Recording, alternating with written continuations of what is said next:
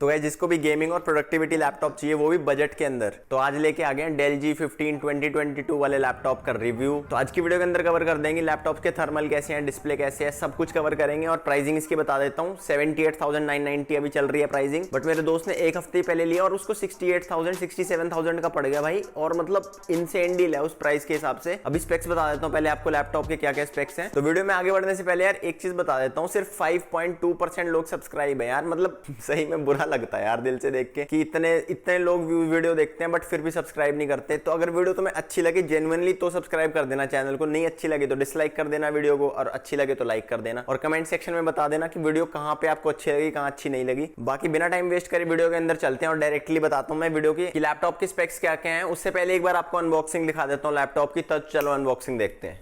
तो गाइस ऐसा कुछ बॉक्स मिल जाता है हमें यहाँ पे देखने के लिए। तो ये डेल की ब्रांडिंग कर रखी है, तो जल्दी जल्दी अनबॉक्सिंग कर लेते हैं अब। तो जैसे कि बॉक्स के अंदर आप देख सकते हैं, सबसे पहले यहाँ पे ये अंडे की ट्रे मिलती है, इसको बाहर फेंक देते हैं। उसके बाद हमें देखने को मिलता है यहाँ पे एक पावर कॉर्ड मिलती है।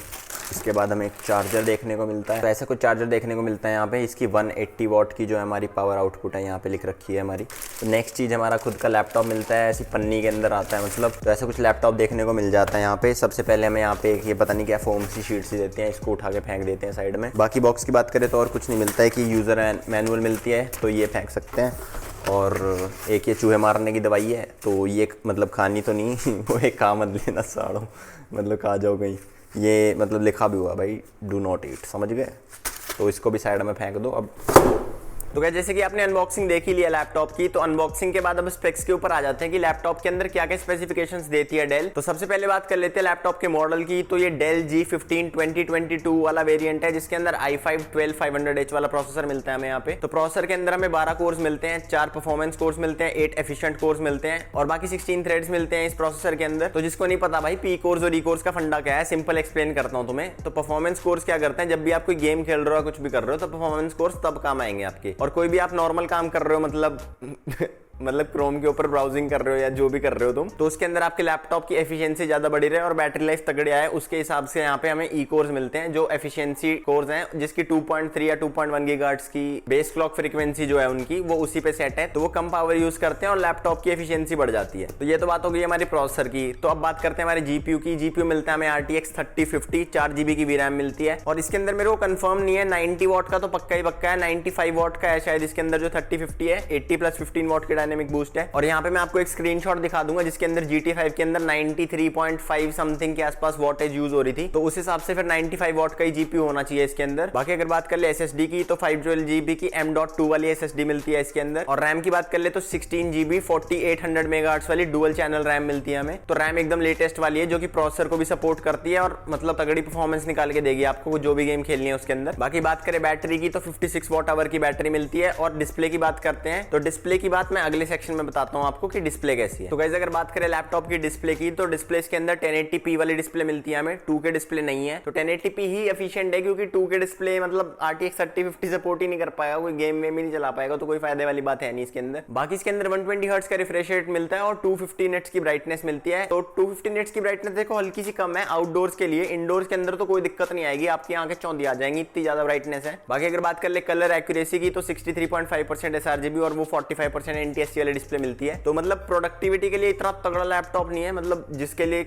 जो कि कंटेंट क्रिएटर्स हैं उनके लिए डिस्प्ले थोड़ी सी डिसअपॉइंटिंग हो सकती है। बट अगर आप एक्सटर्नल मॉनिटर ले रहे हो तो उसके साथ ये लैपटॉप बढ़िया कंपेयर हो जाएगा, क्योंकि इसके अंदर पोर्ट्स भी है जो कि USB टाइप A वाला पोर्ट है वो सपोर्ट करता है और HDMI पोर्ट भी सपोर्ट करेगा आपको, उसमें कोई दिक्कत नहीं आएगी। तो आप कंटेंट क्रिएशन भी कर सकते हो। बाकी मेरे को डिस्प्ले से कोई शिकायत नहीं है भाई, डिस्प्ले मतलब एकदम बढ़िया है, ऐसा तो नहीं है देखो 2K डिस्प्ले से कंपेयर नहीं कर सकते हम इसको। बाकी 1080p जो डिस्प्ले है इसकी अच्छी है। और एक चीज और क्लियर कर देता हूँ, इसमें WVA वाला पैनल है, IPS HD वाला पैनल नहीं है, जो मतलब बोलते हैं IPS पैनल है, तो IPS लाइक पैनल बोलते हैं इसको, WVA है, मतलब कोई ज्यादा डिफरेंस है नहीं। तो ये मतलब मैंने इसको भी यूज किया और जो टफ आता है ना 1080p डिस्प्ले वाला वो भी मैंने यूज किया है, उसका रिव्यू भी आपको यहाँ पे मिल जाएगा। दोनों की डिस्प्ले मेरे को सिमिलर लगी, कोई ऐसा बहुत ज्यादा अंतर तो था नहीं। बाकी सेम लैपटॉप मैंने पहले भी एक बार रिव्यू किया डेल G15 जिसके अंदर 5600 है, Ryzen 5 वाला प्रोसेसर है, वो वाला यहाँ उसका वीडियो का लिंक यहाँ पे मिल जाएगा आपको, वो भी चेकआउट कर सकते हैं। उसके अंदर भी मैंने बताया कि डिस्प्ले कैसी है, बट उसके अंदर मेरे को थोड़ी सी येलो टिंट लगी थी डिस्प्ले के अंदर, इसमें ऐसा कोई सीन नहीं है, इसमें बढ़िया डिस्प्ले है एकदम। गेमिंग वेमिंग के अंदर तो आपको कोई दिक्कत आएगी नहीं, 120 हर्ट्ज का डिस्प्ले वैसे ही है, और आपको कंटेंट कंज्यूमिंग में भी कोई दिक्कत नहीं आने वाली, क्योंकि कलर्स भी बहुत तगड़े हैं डिस्प्ले के। तो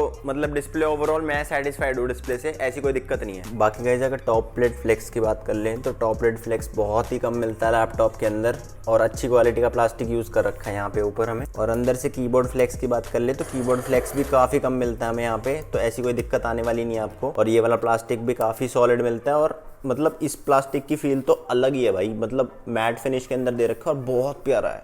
तो गाइस इसकी बिल्ड क्वालिटी मेरे को तो तगड़ी लगी। देखो Asus TUF A15 जो मैंने पहले वाला रिव्यू किया था 5900HX वाला, उसका रिव्यू भी आप देख सकते हैं यहाँ पे जाके। उसकी मेरे को बिल्ड क्वालिटी अच्छी नहीं लगी थी, पता नहीं टफ की मेरे को पुराने वाले की बिल्ड क्वालिटी बेकार लगती है, वो भी प्लास्टिक ही है।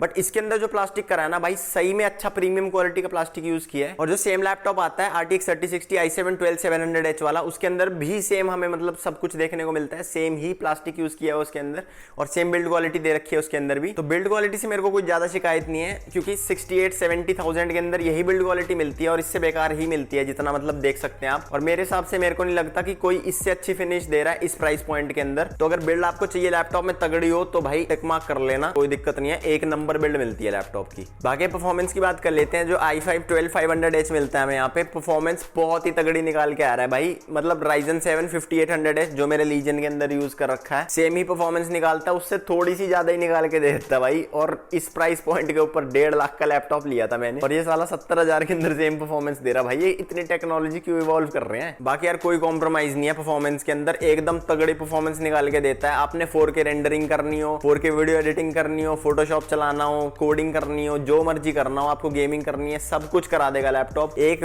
मतलब 1% की भी दिक्कत नहीं है। और वैसे ही 12 कोर्स और 16 थ्रेड्स मिलते हैं लैपटॉप के अंदर, तो इस प्राइस के अंदर 20 परफॉर्मेंस निकाल के देता है एकदम। बाकी अगर बात कर लें इसके Cinebench R23 के स्कोर्स की, तो हमारा मल्टी कोर स्कोर निकल के आता है 12,403, और सिंगल कोर स्कोर निकल के आता है 1622, आपको दिख ही रहा है स्क्रीन के ऊपर। बाकी Geekbench 6 की बात कर लें तो उसके अंदर हमारा CPU का स्कोर निकल के आता है 10,622 मल्टी कोर स्कोर, और 2148 सिंगल कोर स्कोर। और GPU की बात करें तो 56,191 स्कोर निकल के आता है। तो यही दो सॉफ्टवेयर्स मैंने इसके अंदर मतलब चला के देखे, और इसी के अंदर आपको पता चल जाता है मेजरली कि क्या क्या कैसा GPU है कैसा CPU है। तो CPU GPU दोनों ही बहुत तगड़े हैं। आपको मैं अभी गेमिंग टेस्ट दिखा देता हूँ, उसके अंदर आप चेक कर लेना कि गेमिंग कितनी परफॉर्मेंस निकाल के दे रहा है और कितने थर्मल्स आ रहे हैं आपके।